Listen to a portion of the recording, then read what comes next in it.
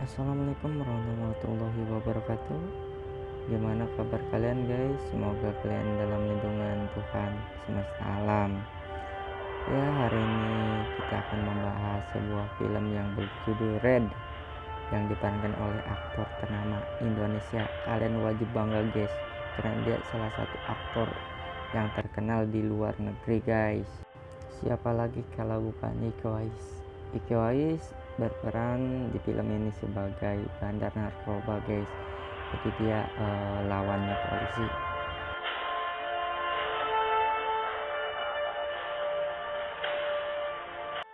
Di sini alur ceritanya seorang polisi sedang berbincang dengan bosnya yang akan melaksanakan tugas mencari si Iko Uwais alias si Anton lah, namanya Anton. Ya guys ya, diingat baik-baik. Si Iko Uwais pun dia langsung perang lah dengan si dua polisi tersebut. Namun si Iko Uwais pun bisa melarikan diri walaupun dia ditembak sama si polisi wanita guys, tapi dia tidak kenapa-kenapa guys. Tetapi di suatu kompetisi ataupun suatu suasana si Iko Uwais pun tertembak, namun dia tidak mati dan bisa mengembalikan tembakan si polisi perempuan itu. Di sini juga ada peran GrabCar guys kalau di Tangerang ya kan, supaya ceritanya alurnya lebih menantang lagi. Dia akan dipertemukan dengan si penumpang polisi ya kan. Nah, nanti pokoknya disimak baik-baik cerita ini ya guys ya.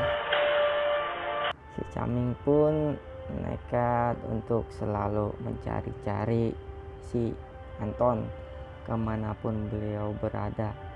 Namun dalam suatu suasana, suatu hari si Caming ini mengoperasi matanya supaya dia bisa melihat janda-janda cantik gitu guys.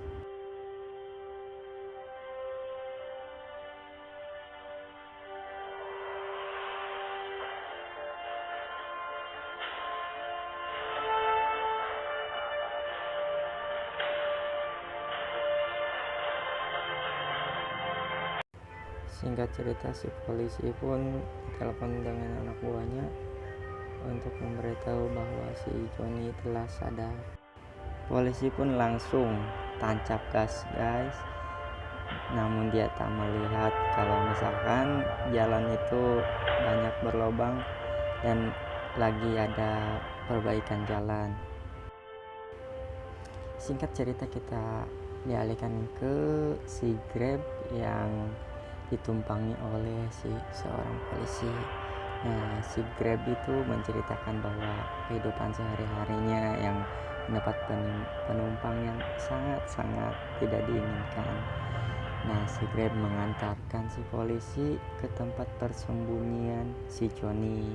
Namun alhasil yang didapat oleh si polisi itu bukan si Joninya, tetapi si kerabat dekatnya yang meninggal ulah si Joni tersebut guys.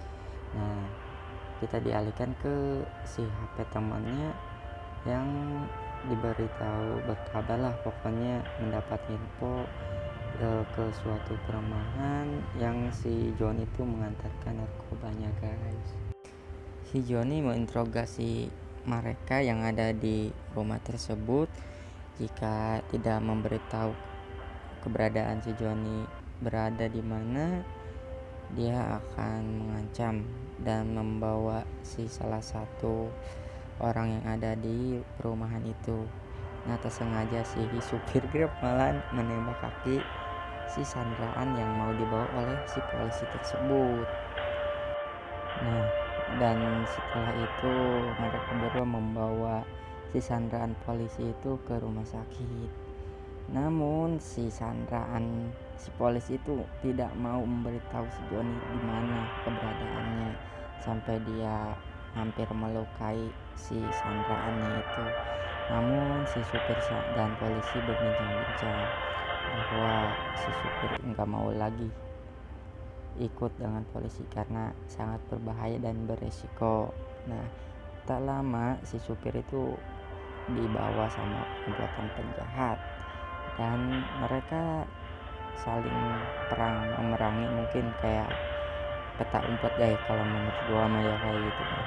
Dan alhasil si polisi pun bisa mengalahkan komplotan-komplotan penjahat itu.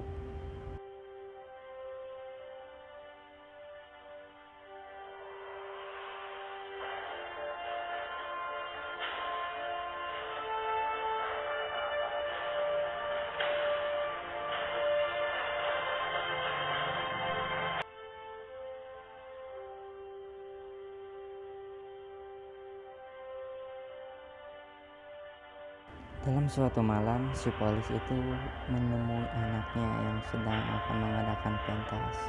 Namun apa yang terjadi, bukannya mau nonton pentas anaknya, si polisi malah memberikan senjata api untuk berjaga-jaga kalau malam ini akan ada sesuatu bencana ya, tapi bukan bencana alam guys, tapi bencana kejahatan.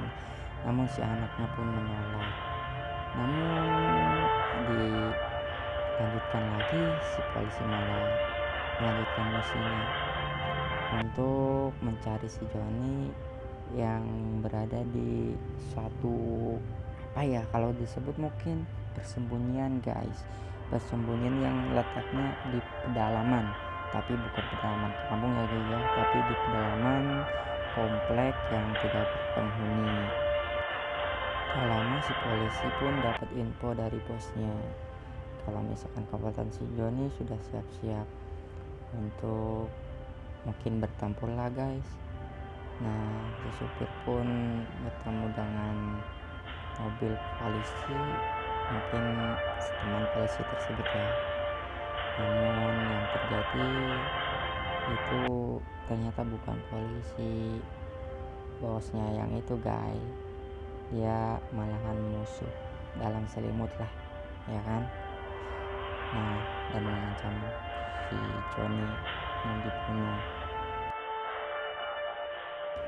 Nah, dan ternyata benar, si polisi pun ditembak. Nah, setelah mau ditembak satu kali lagi tuh finish, mungkin si supir malah menabrak si musuh polisi barusan ya kan.